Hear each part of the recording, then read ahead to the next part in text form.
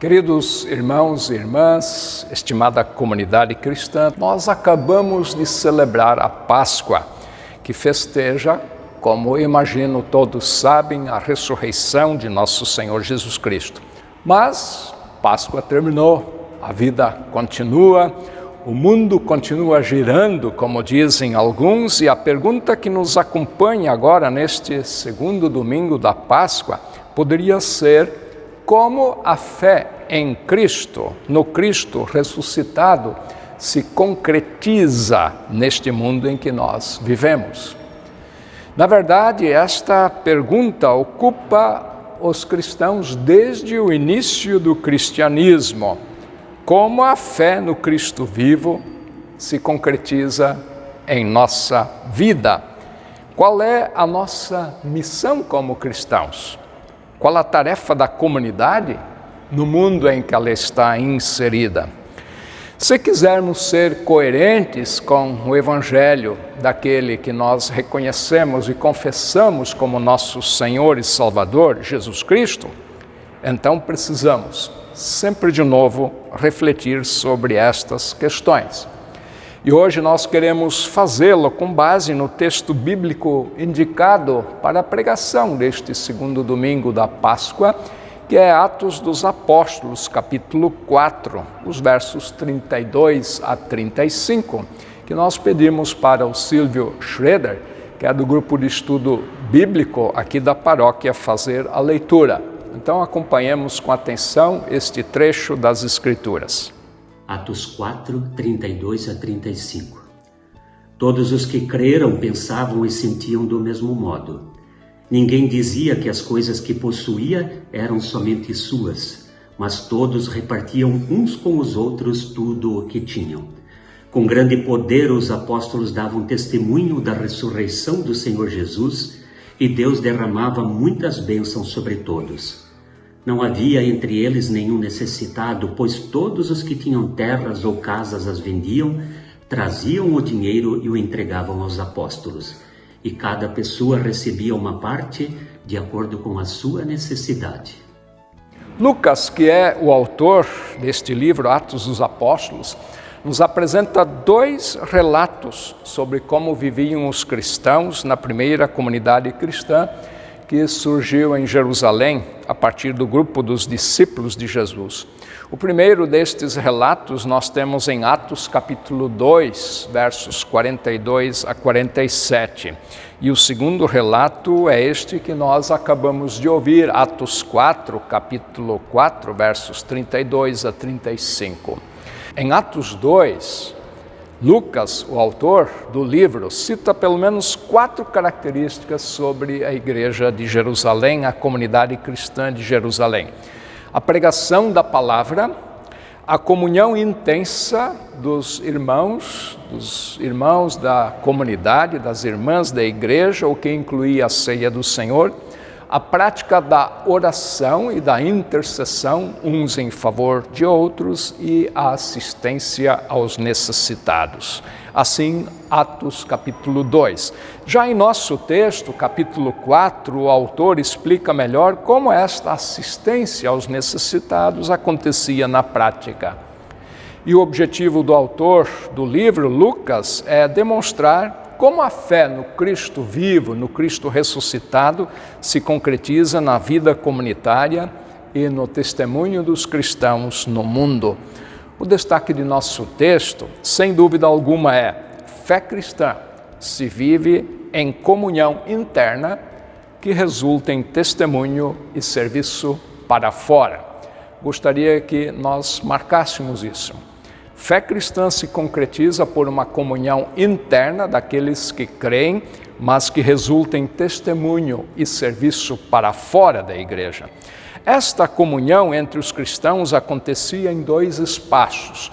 Acontecia no templo, em Jerusalém, e acontecia também nas casas, nas residências dos membros. Temos que lembrar que os primeiros cristãos eram todos judeus, os discípulos de Jesus Cristo eram todos do povo de Israel, e como herdeiros das tradições judaicas, os primeiros cristãos preservaram este costume de se reunir no templo, conforme é testemunhado, por exemplo, no início do capítulo 3 de Atos dos Apóstolos. Eu cito só um verso. Certo dia de tarde, Pedro e João estavam indo ao templo para a oração das 3 horas. Ou seja, então eles têm o hábito, o costume de se reunir no templo. No início da igreja cristã, esta prática era comum. Mas, ao mesmo tempo, isto agora é importante, a comunhão nas casas era cultivada, como nós vemos no final do capítulo 4, de onde nós lemos um trecho. Atos 2 relata que com a vinda do Espírito Santo em Pentecostes, muitas pessoas se converteram a Cristo. Atos 2 cita ali das diferentes nações, diferentes culturas, diferentes povos aderem à fé, reconhecem Jesus Cristo como Senhor e Salvador de suas vidas e são batizados.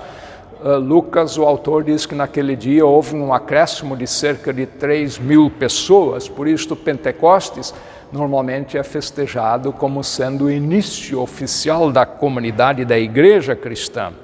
A primeira comunidade cristã, portanto, era um grupo multicultural, era um grupo, poderíamos dizer, multinacional. Entretanto, é impressionante observar, isto sempre de novo chama a atenção, a unidade de coração e mente que havia entre estas pessoas tão diferentes. O nosso texto começa falando e afirmando exatamente isto. Talvez a gente deva se perguntar o que tornava possível esta unidade. A igreja valorizava, os cristãos valorizavam aquilo que eles tinham em comum. Eles eram todos iguais? Não, não eram. As pessoas eram diferentes, havia diferenças entre elas, mas elas olhavam mais para aquilo que as unia, aquilo que as mantinha unidos. E aí o texto vai dizer, a doutrina dos apóstolos, a prática da oração e o cuidado de uns para com os outros, aquilo que nós hoje chamamos de diaconia, serviço. Ou seja, esta comunhão intensa nas casas acontecia de 4 formas, então, mas interligadas, e tanto no capítulo 2 como no capítulo 4 nós podemos sempre de novo perceber isto. Eu vou relembrar, na oração e na intercessão mútua, ou seja, orar em favor uns dos outros, interceder junto a Deus pelos cristãos, pela comunidade, pelo mundo, pelas pessoas. Segundo, na pregação e no estudo da palavra. Terceiro, na celebração da ceia do Senhor. E quarto, na partilha dos bens entre si, à medida que alguém tinha necessidade. Lucas 2, Atos 2:45 e também Atos 4:34 e 35 o testemunham. Vejam, queridos irmãos e irmãs, esta comunhão em torno da palavra, esta comunhão de oração, a partilha do pão da ceia, mas também a partilha do pão cotidiano, o alimento que precisa no café da manhã de forma muito concreta, este respeito pelas diferenças e o cuidado de uns para com os outros, diz o livro de Atos dos Apóstolos, resultou num testemunho positivo para fora, de tal forma que houve um crescimento quantitativo, mas também qualitativo daquela igreja. E aqui eu gostaria de abrir um parênteses e apresentar um livro bem interessante, está bem novo, foi lançado recente, Jörg Garbers, A Igreja e as Igrejas. Eu recomendo a leitura deste livro, eu ainda estou na metade da leitura, mas já posso recomendar, sem sombra de dúvida, que será um grande aprendizado se você puder ler este livro. E o Jörg Garbers, o nome mesmo é Jörg Garbers, é um teólogo alemão, professor de Antigo Testamento, professor de hebraico. Ele escreve este livro e lá pelas tantas ele faz também uma análise desta comunidade de Jerusalém, sobre a qual eu estou falando, e eu quero citar uma frase que o autor aqui escreveu.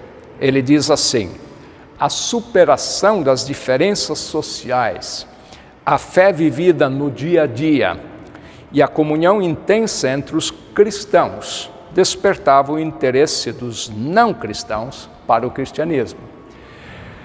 Ou seja, exatamente do que nós estamos falando. Este testemunho, a forma de vida da comunidade chamava a atenção de quem não era da comunidade, de quem não era cristão, de quem não fazia parte daquela igreja que ainda estava surgindo e se formando. Ou seja, estamos de volta então ao nosso tema, que começou com a pergunta de que forma a nossa fé no Cristo vivo se concretiza. Como nós praticamos esta fé, seja dentro da casa, no relacionamento na família, dentro da comunidade, como esta fé se manifesta em nossas relações sociais, seja ali no emprego, na escola, seja no trânsito, no mercado, no lazer, ou seja, lá onde nós estivermos, como nós podemos vivenciar ali a fé, uma vez que o cristão é sempre um cidadão inserido na sociedade, no mundo, e convidado a dar ali o seu testemunho. Se pensamos na oração, que era um dos aspectos tão fortes na igreja primitiva, quanto nós temos orado uns pelos outros, quanto você tem intercedido em favor de sua família, quanto nós temos orado em favor dos enfermos, o que temos feito na área da diaconia, na área da assistência aos necessitados. Vejam, queridos irmãos e irmãs, querida comunidade, os relatos de Lucas em Atos dos Apóstolos sobre a comunidade de Jerusalém são um convite. Nos convidam para uma autoavaliação humilde, sincera, do nosso jeito de ser igreja, do nosso modo de vivermos a fé, nosso jeito de sermos cristãos, para que possamos viver de forma coerente e condizente com a fé que confessamos no Cristo vivo, no Cristo ressuscitado, no Cristo presente ainda neste mundo. Qual é o nosso testemunho para fora? Nossa vida, nosso jeito de vivenciar a fé, será que ela ainda chama positivamente a atenção para quem não crê em Jesus Cristo? Dito de forma bem simples, será que aqueles que olham para a igreja reunida, a comunidade que celebra, aqueles que confessam o nome de Jesus Cristo, se sentiriam convidados, motivados, interessados a também tornarem-se cristãos e fazer parte da igreja? Esta é uma pergunta séria e se você quiser aprofundar isto um pouco, eu voltaria ao livro que trata destas temáticas, o livro que eu indiquei há pouquinho. Assim, queridos irmãos, nossa vida, o nosso jeito de vivenciar a fé é para ser sempre um testemunho que encoraja outros a também reconhecerem Cristo como Senhor e aceitá-lo como Salvador de suas vidas. Lucas afirma, para concluir, que vivendo desta forma, como nós ouvimos, o texto diz que vivendo desta forma, todos continuaram firmes na fé. Eles louvavam juntos a Deus e eram estimados, eram queridos por todas as pessoas. Queridos irmãos e irmãs, queira o bondoso Deus nos assistir com o seu Espírito Santo, para que possamos crescer na fé no Cristo ressurreto, a fim de darmos um testemunho coerente do que significa ser cristão. Que Deus nos ajude, que Ele abençoe esta palavra em todos nós, que assim seja. Amém.